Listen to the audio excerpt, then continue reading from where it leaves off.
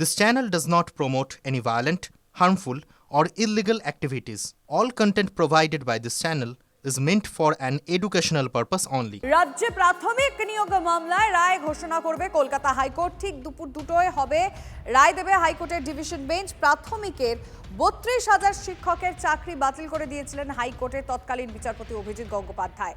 আর আজ রাজ্যে প্রাথমিক নিয়োগ মামলায় রায় ঘোষণা করতে চলেছে কলকাতা হাইকোর্ট। প্রত্যেকের নজর রয়েছে অবশ্যই, এবং বিশেষ করে যারা চাকরিহারা শিক্ষকরা রয়েছেন, যারা প্রার্থীরা রয়েছেন তাদের নজর রয়েছে। আমি সুমনের কাছ থেকে আরো তথ্য জানবো। সুমন, দেখো 2016 এসএলএসটিতে আমরা দেখেছি যে চাকরি হারিয়ে অনেক শিক্ষক চাকরি হারা হয়েছেন, তাদেরকে নতুন করে পরীক্ষায় বসতে হচ্ছে। প্রাথমিকের ক্ষেত্রে অভিজিৎ গাঙ্গুলির নির্দেশ ছিল, বিচারপতি অভিজিৎ গাঙ্গুলির, যে 32,000 অপ্রশিক্ষিত শিক্ষক তাদের চাকরি বাতিল হবে, তারা পার্শ্ব শিক্ষক হিসেবে স্কুলে পড়াতে পারবেন, এবং ইন দ্য মিন টাইম একটা নিয়োগ প্রক্রিয়ায় তাদেরকে আবার অ্যাপিয়ার করে নিজেদের প্রমাণ করে আসতে হবে। এই প্রক্রিয়া যখন চলছে তখনই কিন্তু কলকাতা হাইকোর্টের ডিভিশন বেঞ্চ এতে স্থগিতাদেশ দেয়, এবং তারপরে মামলা সুপ্রিম কোর্ট ঘুরে আবার কলকাতা হাইকোর্টের ডিভিশন বেঞ্চে এসছে। এই 2014 সালে টেটের ভিত্তিতে দুবার নিয়োগ হয়েছে, এবং সেই নিয়োগ প্রক্রিয়ায় বেলাগাম দুর্নীতির অভিযোগ উঠেছে। অ্যাপটিটিউড টেস্ট হয়নি, সিলেকশন কমিটি ছিল না, রিজার্ভেশন রোস্টার মানা হয়নি, একাধিক অভিযোগ রয়েছে। সেই অভিযোগগুলো নিয়ে লম্বা শুনানি হয়েছে কলকাতা হাইকোর্টের ডিভিশন বেঞ্চে। আজকে সেই মামলার রায়দান রয়েছে। পরিষ্কারভাবে বলা চলে, 32,000 চাকরি যদি আবার বাতিল হয়, একদিকে 26,000-এর গেরোয় রাজ্য সরকার বেকায়দায় পড়ে আছে, আবার কিন্তু একটা বড় ধাক্কা রাজ্য সরকারের জন্য। ফলে বেলা দুটোয় কী হয় সেদিকে নজর রাখতে হবে। তবে ইন সার্ভিস টিচাররা, যারা কর্মরত শিক্ষক, তারা দাবি করছেন যে সিস্টেমেটিক ফ্রড হয়েছে, যে সমস্যা হয়েছে সে সমস্যা করেছে প্রতিষ্ঠান, তার দায় আমরা কেন নেব। এই একই সওয়াল ছিল 2016 এসএসসির চাকরি প্রার্থীদেরও, তাদের কিন্তু এই সিস্টেমেটিক ফ্রডের জন্য চাকরি হারাতে হয়েছে।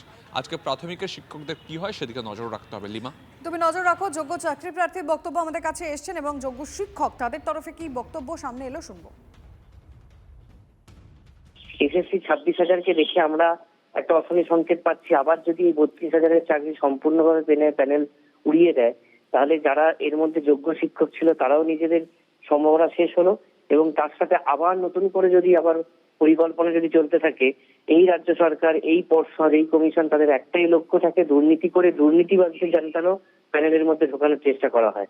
সুতরাং আমরা একটাই আশা আকাঙ্ক্ষা যে এখান থেকে যোগ্য শিক্ষকরা যেন তাদের জায়গা ফিরে পায়। মাননীয় বিচারপতি অভিজিৎ গাঙ্গুলি যে রায় দিয়েছিলেন, আমাদের পার্শ্ব শিক্ষকের বেতন হয়েছিল এবং ইন্টারভিউ এবং অ্যাপটিটিউড টেস্ট দিতে বলা হয়েছিল, সেইটা আমরা দীর্ঘ লড়াই, প্রায় 2.5 বছর ধরে লড়াই চালিয়েছি, এবং আমাদের বক্তব্য ভালোভাবেই তুলে ধরেছি আমাদের উকিলদের মাধ্যমে। দেখা যাক আজকে আমাদের আমরা যতটা বলার চেষ্টা করেছি সেইটা অবশ্যই আমরা বলেছি কোর্টে, সবকটা ক্লিয়ার করেছি। আশা করি আমাদের জয় হবে, এটা আশা রাখছি। আইনজীবী সুদীপ্ত দাশগুপ্ত কি বলেছেন শুনবো।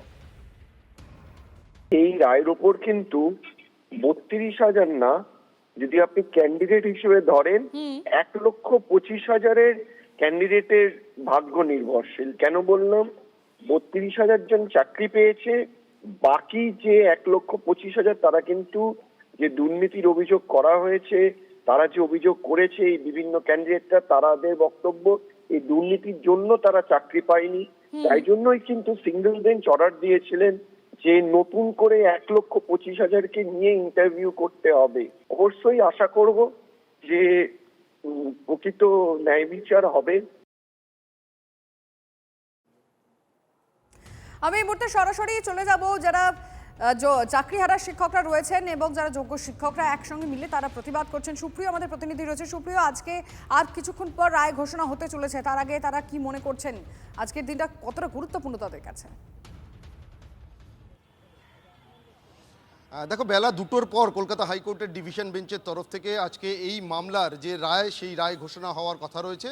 এবং ইতিমধ্যে আমি যেখানে দাঁড়িয়ে রয়েছি শহীদ মিনার থেকে কিছুটা দূরে, আর এখান থেকে কিছুটা দূরেই মাতঙ্গিনী হাজরার পাদদেশেই কিন্তু এই যে চাকরি প্রার্থীরা রয়েছেন, 2014 টেট উত্তীর্ণ যারা চাকরি প্রার্থী, তারা কিন্তু দীর্ঘদিন ধরে তাদের অবস্থান আন্দোলন চালিয়ে যাচ্ছিলেন, এবং ইতিমধ্যে আজকের এই যে রায় ঘোষণা রয়েছে সেই বিষয়টাকে সামনে রেখে তারা জমায়েত করতে শুরু করেছেন। আমার সঙ্গে স্বপন সরকার রয়েছে, সরাসরি তার সঙ্গে কথা বলি।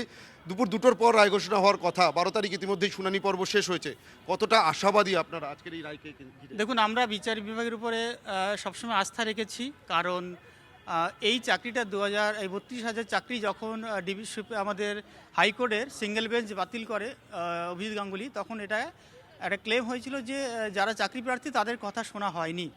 এভাবে সুপ্রিম কোর্ট থেকে ফেরত আসে এবং হাইকোর্টের ডিভিশন বেঞ্চে ঋতব্রত বাবু এবং তপব্রত বাবু ডিভিশন বেঞ্চে এটা নিয়ে দীর্ঘদিন শুনানি হয়। তার একটাই কারণ, যারা দুর্নীতি করেছে বা যাদের চাকরি যাচ্ছে তাদের অবশ্যই তাদের বক্তব্য শোনা উচিত। যারা চাকরি চলে যাচ্ছে নিয়োগ, যারা সঠিক ক্যান্ডিডেট, তো এইভাবে দীর্ঘ শুনানি পরে আজকে রায়দান, খুব অল্প দিনের মধ্যে রায়দানটা হচ্ছে। আমরা আশা করব যে এই টোটাল শিক্ষা ব্যবস্থা থেকে যারা দুর্নীতি করে চাকরি পেয়েছে তাদের চাকরিটা না থাকা ভালো, কারণ শিক্ষা ব্যবস্থার দুর্নীতির কোনো ঠাঁই থাকা উচিত নয়। এবং যারা নজর যোগ্য রাখা চাকরি সুপ্রিয়, ধন্যবাদ।